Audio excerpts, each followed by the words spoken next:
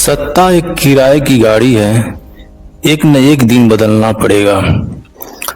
पश्चिम बंगाल के 35 साल के वामपंथियों की सरकार को एक नैनो गाड़ी के चलते हारना पड़ा था और नैनो गाड़ी के चलते ही 35 साल का वामपंथी किला ढह गया। हेलो, हाय, नमस्ते, सलाम, सत श्री अकाल, जय भीम, नमो बुद्धाय। मैं हूं अजीत राव। साथियों, 1977 में स्वच्छ सेकुलर राजनीति करने वाली पार्टी लाल झंडा वामपंथियों की बंगाल में सरकार बनी थी। ममता बनर्जी कांग्रेस से अलग होकर जनवरी 1998 में अपनी खुद की पार्टी तृणमूल कांग्रेस पार्टी बनाई। ममता बनर्जी वामपंथियों को हराने के लिए हर चुनाव में कोशिश करती रहती थी, लेकिन हर बार सफलता ही मिलता था। इसी बीच मई 2006 में टाटा कंपनी ने नैनो कार का कारखाना के लिए हुगली जिला में 977 एकड़ जमीन अधिग्रहण किया।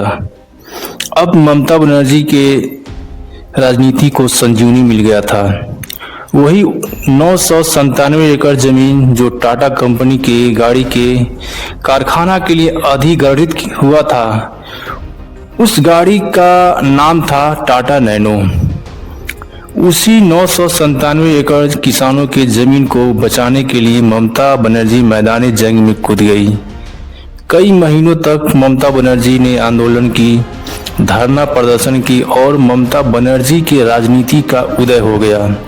अक्टूबर 9, 2008 में हुगली जिला से टाटा कंपनी अपना बोरिया बिस्तर बांध कर चल दी। इसका फायदा ममता बनर्जी को 2009 लोकसभा चुनाव में मिला। बंगाल के 42 सीट में से 19 सीट तृणमूल जीत गई। पहली बार ममता बनर्जी वामपंथियों को कड़ी टक्कर दी थी। इसके बाद 2011 विधानसभा चुनाव में ममता बनर्जी को सफलता मिल गई। लगभग 35 साल के वामपंथी किला को दीदी ने गिरा दिया। तृणमूल की पूर्ण बहुमत की सरकार बनी। वाम मोर्चा की हार हुई। मेरा मानना यह है, टाटा की नैनो कार की देन है कि ममता बनर्जी सत्ता में आ गई। एक पुरानी कहावत है, जो दूसरों के लिए गड्ढा खोदता है तो उसके लिए भी एक गड्ढा तैयार होता है। ममता बनर्जी के पार्टी का ही एक नेता ममता के लिए मुसीबत बन गया। पाला बदलकर भाजपा में चला गया। साल 2021 में सफलता नहीं मिली, लेकिन 2026 में ममता दीदी को सत्ता से बाहर कर दिया। वामपंथियों की पार्टी लगभग 35 साल सत्ता में रही और ममता बनर्जी 15 साल सत्ता में रही। आज ममता दीदी को सीएम आवास से निकलने के बाद बहुत कष्ट हो रहा है। सोचने वाली बात यह है कि आप दीदी 15 साल सत्ता में रही हो तो सीएम आवास से निकलने के बाद बहुत कष्ट हो रहा है, बहुत दुखी हैं। तो दीदी सोचो, जो लगभग 35 साल से सीएम आवास में रह रहे थे, उनको सीएम आवास से निकलने के बाद कितना कष्ट हुआ होगा। जिन पार्टियों का कोई विचारधारा नहीं होता है, उन पार्टियों का हश्र ममता बनर्जी जैसा ही होता है। चाहे वो समाजवादी पार्टी हो या आम आदमी पार्टी हो या राजद हो या जनता दल सेकुलर हो, जो विचारधारा वाली पार्टियां हैं वो सत्ता में रहें या ना रहें, लेकिन पार्टी बची रहती है। जैसे बहुजन समाज पार्टी को देख लीजिए।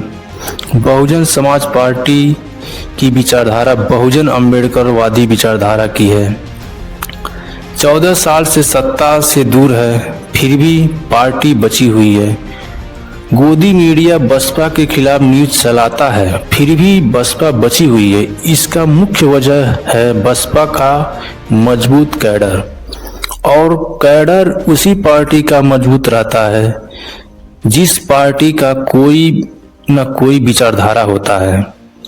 और कांग्रेस पार्टी गांधीवादी विचारधारा की है, भाजपा हिंदुत्व विचारधारा की है, वामपंथी वाम मोर्चा मार्क्सवादी विचारधारा की है, जिस पार्टी का कोई विचारधारा नहीं होता है वह पार्टी कभी भी खत्म हो सकती है।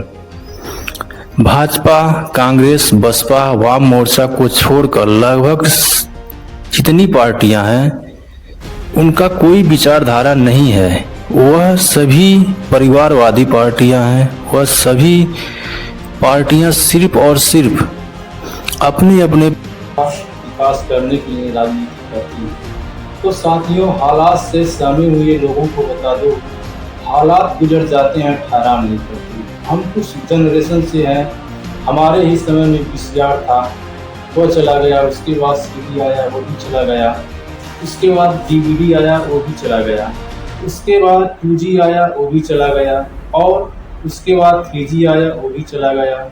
4G आया, वो भी चला गया। अब मोदी जी आए हैं, वो भी एक ना एक दिन चले जाएंगे।